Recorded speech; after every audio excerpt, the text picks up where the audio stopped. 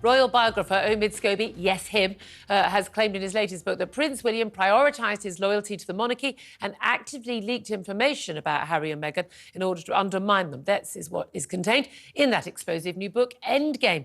Well, joining me now to discuss this is royal biographer Angela Levin. Hello, Angela. How are you? Hello, very well. Nice to see you. Very long time. We've not talked about royal stories much on the show for quite a while, but this one's very much all over the news, all over websites, all over social media. And I suppose this is quite an explosive claim, which is because we've always had this thing where Harry and Meghan are bleating and whinging all the time, whether it's to Oprah Winfrey, to Netflix, to Spotify, to Omid Scobie, the man, the biographer, who they've never met, who they've never spoken to, but seems to know an awful lot about their most innermost thoughts and friendships. We hear that side, and we're told the trouble is for the royal family, as remains back in Buckingham Palace, they can't speak out, never explain, never complain. They don't get to have their say. Omid Scobie is basically saying, no, this isn't true. Not only William, but also Charles, happily briefing out stories about other members of the royal family when it suited them. Do you believe him? No. Oh, there you are. No. Anyway, let's go to a break. No. Why not? No, well, it's nonsense. You have to read very carefully through his words. He's determined to work for Harry and Meghan and to complain. You can't have a book where a whole family is ghastly except for two angels. It's just not realistic. If you look at what he said he doesn't talk to Meghan, but they do have mutual friends. Now, we know from the first book, Finding Freedom, that Meghan said she had nothing to do with it. He said nothing to do with it, Mr. Liar. But then she allowed aides to do that, and she also told friends. So this is not actually lying. It's being very cunning. I'm putting that down. Also, I'm very surprised Meghan hasn't said that she would sue him, because if in the book Omid is using letters or comments from King Charles to Meghan, because he says that she wrote to him several times and he replied, and this is about people who are racist. Now, she did that with her father. She didn't like that one bit. So we'll have to wait and see. My guess is she won't do it, because if there were letters, and I doubt that, she won't mind at all. She's delighted. I mean, it was very clear, wasn't it, the letter that she wrote to previously that was released, the one to her father, it was written, we saw from the messages exchanged with her aides that she was aware that it was likely to come out, and so, you know, beautiful handwriting and the like. But it is interesting. I mean, you think Andrew Morton, way back when, and he always denied he'd had any contact with Princess Diana when he was writing the biography of her. And of course, it emerged, you know, the go-between. He was having tapes of her. He would ask questions. She would record on tape recordings, little cassette tapes, everything, and he was putting it in the book. It wasn't revealed until after her death, obviously. I mean, you know, there are ways of denying this, telling the truth, where you're, you know, it's kind of a wink, wink and a nudge, nudge. There's no doubt at all that Omid Scobie has got close contact with people close to the royals. But as you say, it's difficult to believe anything they say. I don't necessarily believe that. I think this is all Harry and Meghan. They're determined to destroy the royal family. They're furious, and so they're going through this every single detail. Let me tell you two things very quickly. One is like a huge complaint about silence in the car when 2 days after the Queen Elizabeth died, they went from where Harry and Meghan were staying to look at flowers and things. Everybody went. Now, the Queen had just died. They complaining ferociously that there was no conversation between them. The journey they took was under 2 minutes, right? They had also organised their own photographers, and William and Catherine decided that wasn't appropriate. So they said, let's go together. And they kept them waiting for over an hour while Meghan decided what she was going to wear. And when they got in the car, no wonder they were furious, because they were late, and they have obviously a very tight day. And it's not a time to have a lot of talk about how is Meghan, and she looks wonderful. No, so that is a phony I remember watching that footage, and everyone was just sort of crowing and saying, oh, isn't it wonderful, wonderful royal rapprochement. I'm looking at the body language thinking, I don't know Yeah. what you're all seeing. That's not what Yes. I'm seeing. But this is it. It does seem that every single thing is being bleated about, whinged about, moaned about. They wouldn't survive in any normal family, let alone the royal family.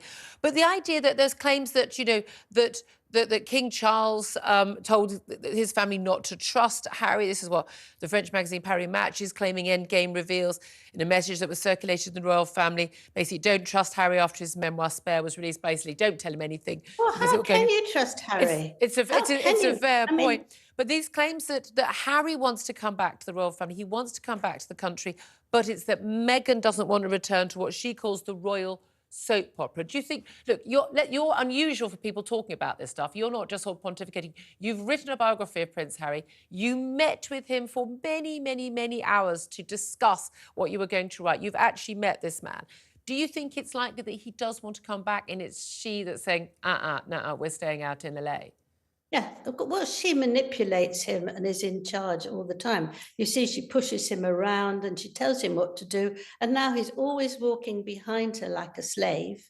And she expects him to be there and just admire her, which he does. But I think in his heart, he's absolutely devastated. I don't think he'll make a comment that he regrets it yet, but I think it's growing. And I think he's got nothing to do. He hasn't got an agent. He's got a couple of things he can do now and then, but he's just lost and left. And if she doesn't want him around, as she wasn't when she arrived in this beige dress, having complained that the royals insisted she wore beige because they didn't want her to wear bright colours and be seen. When she's on her own, she wears it. So, you know, that's also a nonsense. Yes. And I think that he's a lost man. He's a very much a lost man. But think of what Meghan would say about him if he left her. Who would get the children? And it would be a nightmare. She would ask for vast amounts of money. She's just waiting to find the right man to take her away. Oh, do you really believe that? Because my thing is when people say, I mean, oh, you know, we'd all have Harry back, but we wouldn't have her back, etc. I would never want to wish that on their children because I think children benefit from having their parents together. And so I would never wish, I wouldn't wish being a royal on any child, but I certainly wouldn't wish being a royal in a divorced couple. That, you know, that's not going to work well. I mean, are we being a bit glib, saying, oh, well, we can all be horrible about Meghan, but actually, you know, Harry did choose her. Yeah, but you see, they would use everything they heard. They're running out of money a bit. And if they need a few more stories, which they can sell. They've still And got Meghan's the got her birth own. video, surely. Surely the birth Pardon? video. I've always said they're going to eventually have to end up giving the birth video. No, I don't think so. But it's just it's callous actually, and you know with the racism we've heard. First there was one person was racist asking about the skin color, and that was before she was pregnant. And then Harry says, no, it's not true, when he was doing an interview with Tom Bradley when his book came out. And now there's suddenly a second one that Meghan's found or heard of or made up and told Omid that there is two. One is within the royal family and one not within the family. But again, lots of people from mixed-race families were saying at the time, but everyone would ask, look, I married a ginger. We all talked about what colour our daughter's hair would be. But again, lots of families would discuss that. And there's a way of discussing that that is a perfectly reasonable discussion of which, you know, which traits will our child have. But then there's also a way that is racist. But again, you know, William, Charles, they've all denied this. Just finally, brief, how does this all end? What do you think? I mean, we were all talking about this. How will this end? Well, it's very sad to know. I mean, we can't tell. I don't think you can think in advance, really, but it is a tragedy. And Meghan was apparently supposed to say to King Charles, I would love to come and have a chat, but, you know, love to come and be with you for Christmas. But you can't believe anything. No. That's the trouble. It's a mess. As long as we're in a mess for a long time and she's getting masses of publicity, it'll carry on. Here we are doing it for her. Angela Levin, royal biographer, thank you very much indeed. Commentator Sam Armstrong. Your face has been a wonderful picture throughout this. Should we even be discussing this? Is it just a complete load of nonsense tittle-tattle? I have an insatiable appetite for every single piece of news about the royal family and those two specimens out in California. You just, I mean, that's the thing. A lot of people say, oh, don't talk about it, it's tittle tattle. But you know what? This stuff is huge in the media. It's just huge. And that Omid Scobie, he hasn't half got had work done, hasn't he?